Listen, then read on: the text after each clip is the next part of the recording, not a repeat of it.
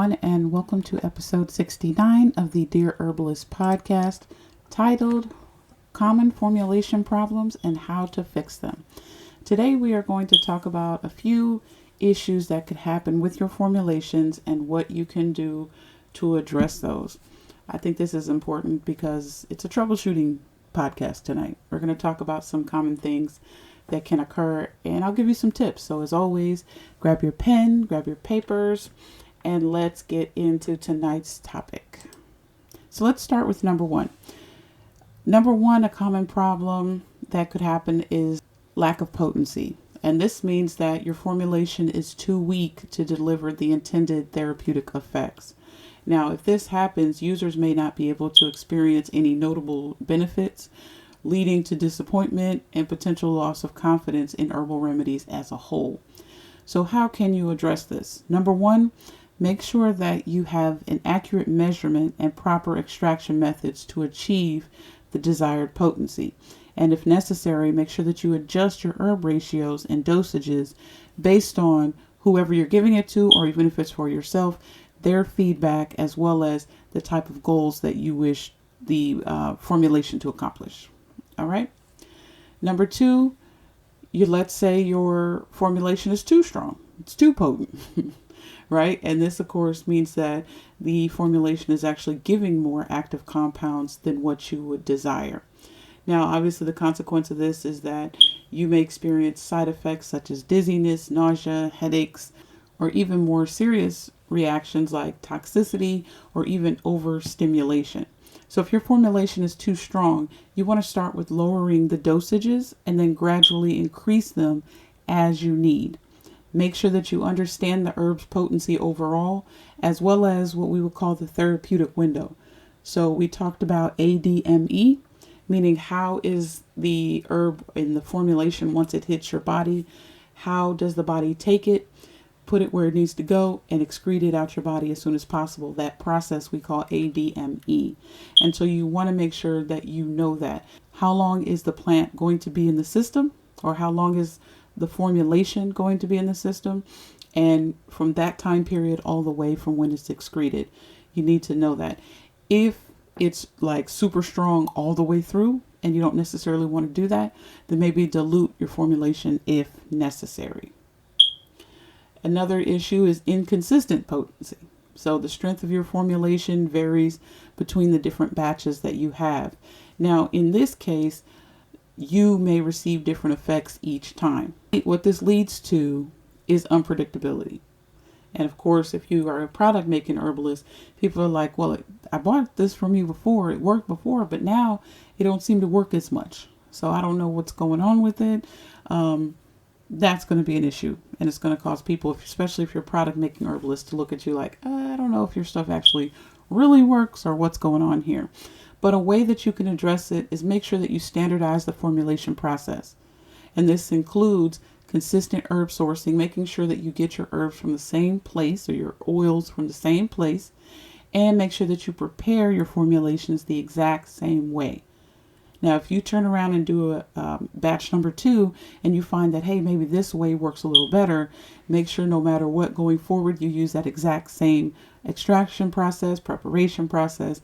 Keep your formulation process the same throughout, and that'll help the potency remain the same. And then, of course, in order to do this, maintain detailed records to replicate successful batches so that you know exactly what you did each and every single time. Now, another common problem that could happen with your formulation is the delayed onset of effects. And this means that your formulation is not potent enough to produce timely results, which would this could cause people to think that your formulation is not as effective, and people can get impatient and obviously stop using it. So you want to evaluate the extraction method and delivery form to enhance the bioavailability. And what that means is that how are you pulling the plant's compounds from the plant, those medicinal things from the plant? How are you extracting those from the plant? The other thing is, do you have the correct delivery form? So how do you address the delayed onset of effects? Number one, you want to evaluate your extraction method. how are you pulling the plant's medicinal properties from the plant? Did you use the correct solvent? Did you use alcohol when you should have used glycerin? Did you use water when you should have used alcohol? Make sure that you're using the correct solvents, and make sure the process that you are using to extract the medicinal properties from the plant are correct. And then the other side of that is making sure that you are delivering your formulation in the correct way, making sure that the way you are delivering it can enhance the bioavailability of your formulation. So if you, let's say if it's a formulation that's supposed to be a salve, well, you don't want to give someone a tincture, and vice versa. So make sure that you are delivering your formulation in the best way possible so that the body can accept it, know what to do with it, know where to put it, and it's fine. So in this instance, consider increasing the dosage, or consider using more faster acting herbs if it is appropriate. Again, that's for delayed onset of effects. Another common problem is, let's say, you have a formulation where it's kind of supposed to give people more relaxation feeling or calm them down, that kind of stuff. Another common issue that could occur with your formulation is that it could be intended to calm or relax someone down, but it does it too much. It's too strong, meaning this could lead to excessive drowsiness or lethargy. So let's say you have a client who is looking for an herb to kind of help them relax and calm down, and your formulation is super, super, super strong, okay? And it sedates them rather than just kind of gives them a sense of calmness. So during this time, whoever you recommend this formulation to may feel overly tired, or they don't feel like they can function normally, affecting their overall daily activities. So what you can do in this scenario is consider adjusting the ratios of your sedative herbs, and consider blending it with more balanced or uplifting herbs to kind of mitigate any of the sedative effects. Consequence of overstimulation is that your clients may feel uncomfortable, or they can experience adverse effects, making your formulation unsuitable for regular use. Because like I said, people need to do their daily tasks. And if you are giving them something that is overly exciting them or causing anxiety or insomnia, and let's say it's just to give them a little boost, a little energy, then you've probably gone too far.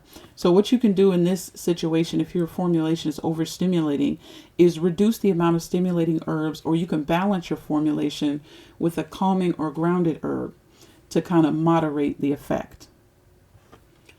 Another common problem is an adverse reaction in people that are sensitive. So some users may be more sensitive to certain herbs, leading to stronger than expected reactions, even at standard dosages. Some people know that they are sensitive to plants, medicinal things and stuff like that. And then some people, they don't know. And they tend to find out when they take your remedy.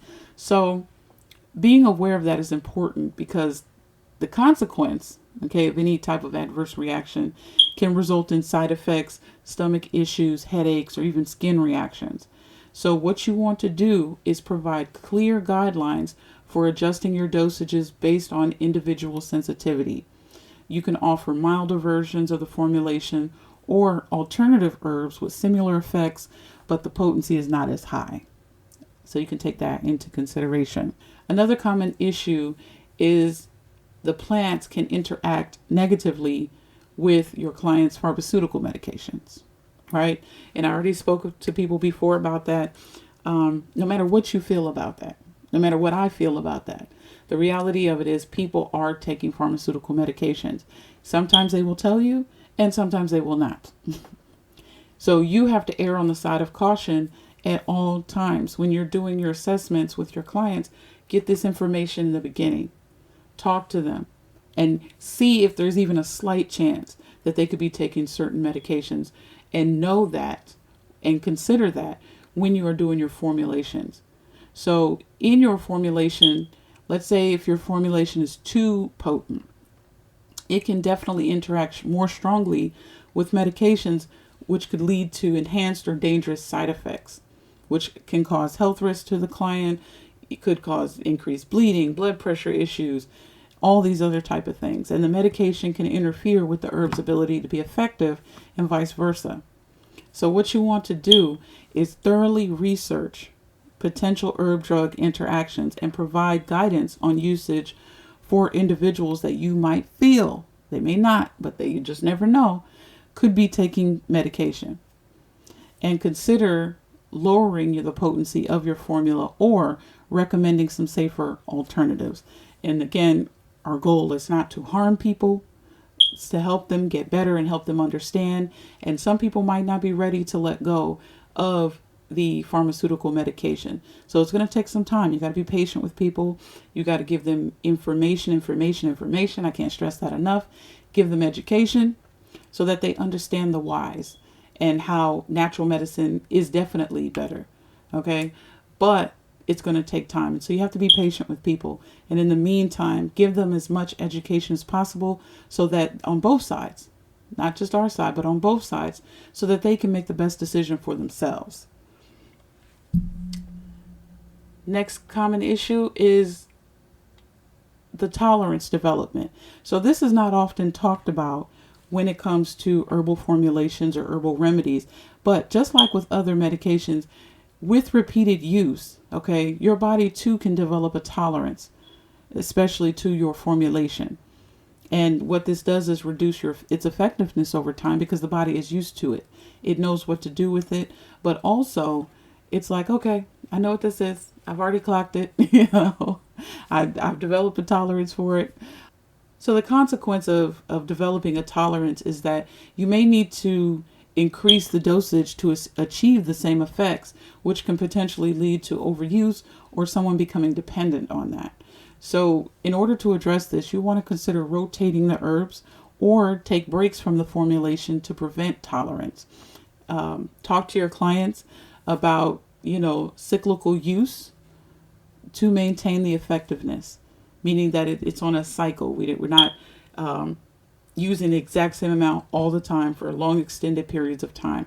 And this can typically be with your chronic formulations, those formulations that address those issues that kind of happen over time, rather than people that are for acute issues, which are short-term issues, where the dosage in your formulations tend to be a little bit higher because you were trying to address the situation quite quickly. So I see that happening more with more chronic formulations. Another issue that could happen is there could be an imbalance in your formulation.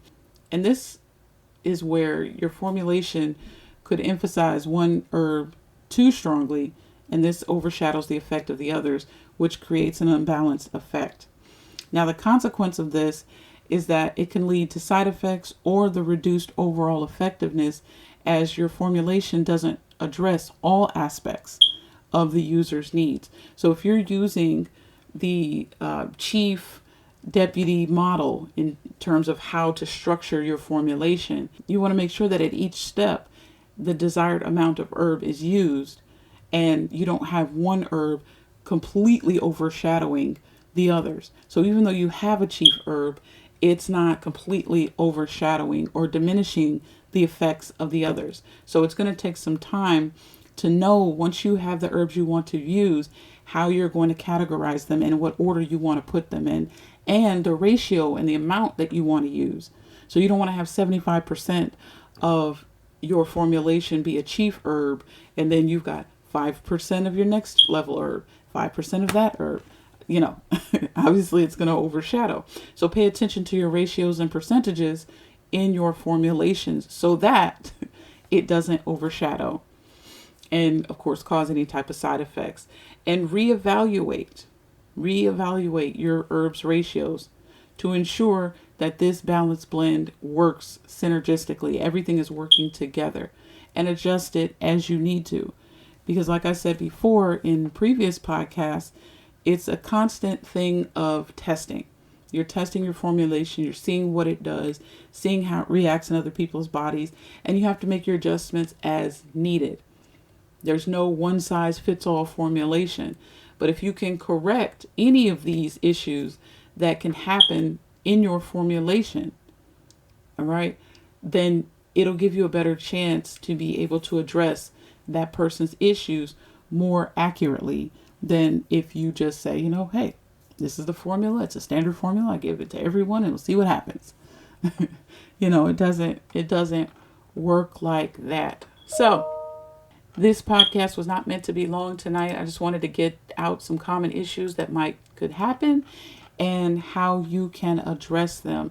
So if you like what you heard, please like, share, and subscribe. Follow me on all my social media sites at The Demystified Herbalist, and reach out to me. Talk to me about your formulations. How are they going? How are you addressing common issues that are there? Do you have some tips yourself that you could also offer each other? Like I said, let's build a community of herbalists that, want to help each other, that want to share common issues and things like that. That's how you learn and that's how you grow. And start off with smaller batches so that you can kind of test them over time. I know sometimes we can get excited. I've done it myself and just start mixing up a bunch of stuff and, we just start throwing it out there. But sometimes you just want to be a little bit more patient. Take time, even in the fall now, to experiment with different formulations and things like that and see what works for yourself or see what works for your family and then go from there. But give yourself a little time, understand all of the proper methods of formulation. If you have any further questions, please reach out to me at the Demystified Herbalist at gmail.com or reach out to me on all of my social media sites at the Demystified Herbalist. And until next time, family, I'm out.